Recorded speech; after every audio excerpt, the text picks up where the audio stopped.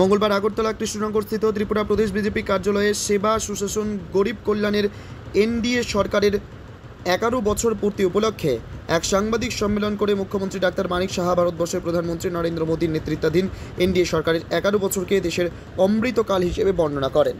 এই 11 বছরে দেশে বিভিন্ন উল্লেখযোগ্য সিদ্ধান্ত ও আইন সংশোধনের কথা উল্লেখ করে মুখ্যমন্ত্রী ডাক্তার মানিক সাহা বললেন, আইনসভায় মহিলাদের 30% আসন সংরক্ষণ, জম্মু কাশ্মীরে 370 ধারা বিলোপ, জম্মু কাশ্মীরে 370 ধারা বিলোপ, 3 তালাক প্রথা বিলোপ, ওয়াকফ সম্পত্তি আইন সংশোধন ইত্যাদি কার্যক্রমের কথা এর আগে কোনো সরকারই করার সাহস পায়নি। বর্তমানে যা ভারতবর্ষের প্রধানমন্ত্রী নরেন্দ্র মোদী করে দেখিয়েছেন। প্রধানমন্ত্রীর নেতৃত্বে ভারতবর্ষের সন্ত্রাসবাদের বিরুদ্ধে জিরো টলারেন্স নীতি নেওয়ার সন্ত্রাসবাদী ও তাদের মদতদাতাদের কাছে কড়া বার্তা নেওয়া গেছে। এ প্রসঙ্গে মুখ্যমন্ত্রী ডাক্তার মানিক সাহা পাকিস্তানের মদতে থাকা সন্ত্রাসবাদী ঘাঁটি ধ্বংসে অপারেশন সিঁদুরের সাফল্যের কথাও তুলে ধরেন। পরে সাংবাদিক সম্মেলনে বিকশিত ভারত অমৃতকাল সেবা সুশাসন গরিব কল্যাণের 11 বছর শীর্ষক একটি পুস্তকের উন্মোচন করেন মুখ্যমন্ত্রী ডাক্তার মানিক সাহা। ত্রিপুরা প্রদেশ বিজেপি সভাপতি রাজীব ভট্টাচার্য, ত্রিপুরা প্রদেশ বিজেপি মুখপাত্র সুব্রত চক্রবর্তী সহ অন্যান্যরা। ত্রিপুরা থেকে বিক্রম কর্মকারের report, crime press Bengal news. নানা রকম বোম ব্লাস্টিং থেকে শুরু করে আমরা সবসময় দেখতাম বিভিন্ন টেররিস্টদের সংগঠন সেখানে মজবুত ছিল। তাদের সাথে কথাবার্তা আলোচনার মাধ্যমে প্রায় 11 থেকে 12টা অ্যাকর্ড মাননীয় প্রধানমন্ত্রীজির নেতৃত্বে যারা মূল স্রোত থেকে বাইরে চলে গিয়েছিল তাদেরকে মূল স্রোতে উনি নিয়ে এসে আজকে সেই কারণেই আমরা দেখতে পাচ্ছি নর্থ ইস্টে মানুষ আসছে, ইনভেস্টররা এখানে আছে। আমরা নর্থ ইস্টার্ন জোনে আজকে মাননীয় প্রধানমন্ত্রীজি হীরা মডেল আমাদের ত্রিপুরাতে তো দিয়েছে, পুরো নর্থ ইস্টার্ন জোনে হীরা মডেল দিয়েছে। রাস্তাঘাট থেকে ন্যাশনাল হাইওয়ে, ইন্টারনেট, রেলওয়ে, আমরা আগে এয়ারওয়ে, এগুলো কিন্তু আগে আমরা সেভাবে দেখতাম না।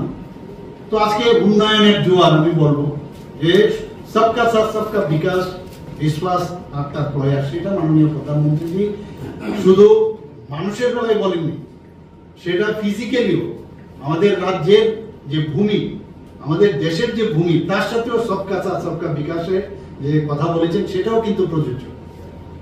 আজকে একটা ফিল গুডের যে ভাবনা, সেটা কিন্তু আমরা মাননীয় প্রধানমন্ত্রীজির যে কার্যকাল সেটা আমরা দেখতে পাচ্ছি।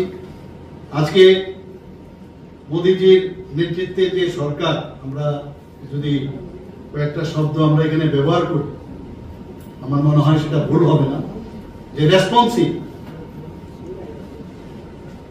আমাদের মোদীজির যে সরকার রেসপন্সিভ এবং রেসপন্সিবল, শুধু রেসপন্সিবল না, অ্যাকাউন্টেবলের সরকার, রিফর্ম এবং ট্রান্সফর্মের সরকার, রিফর্ম এবং ট্রান্সফর্ম, পাবলিক পার্টিসিপেশনের সরকার।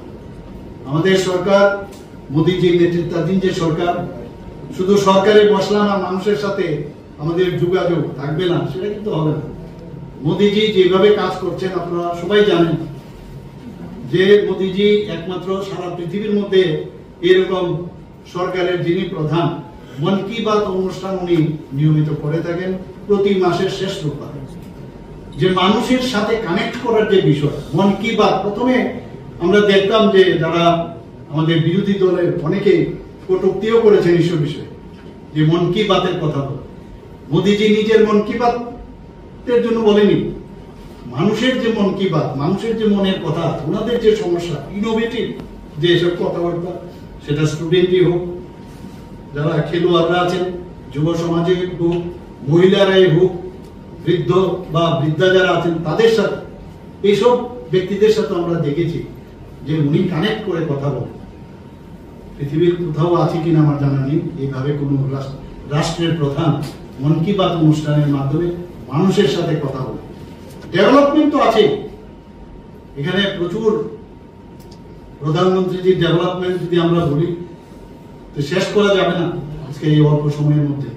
মাননীয় আমাদের রাজ্যসভার সদস্য এবং আমাদের প্রেসিডেন্ট মহোদয় রাজীব ভট্টাচার্য মহোদয় বলেছেন এখানে, এবং আমাদের সর্বভারতীয় সভাপতি নাড্ডাজিও এই বিষয়ে বিস্তর আলোচনা করেছেন।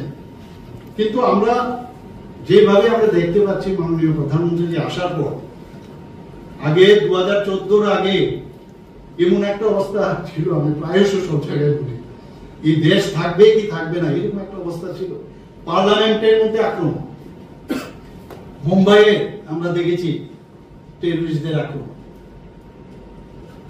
নর্থ ইস্টার্ন জুড়ে তো বলে লাভ নেই, বিভিন্ন জায়গায় কখন কোন জায়গায় কখন টেররিস্ট আসবে, মুক্তাঞ্চল হয়ে গেছে। সেই জায়গায় 2014 পর মাননীয় প্রধানমন্ত্রী সেটাকে আজকে আমরা দেখছি কিভাবে দেশকে সুরক্ষিত করেছে। 2014 আগে দুর্নীতি, এটা যেন মনে হতো যে দুর্নীতি করাটাই রাষ্ট্রের, যখন আমরা আসবো এটাই আমাদের কাজ।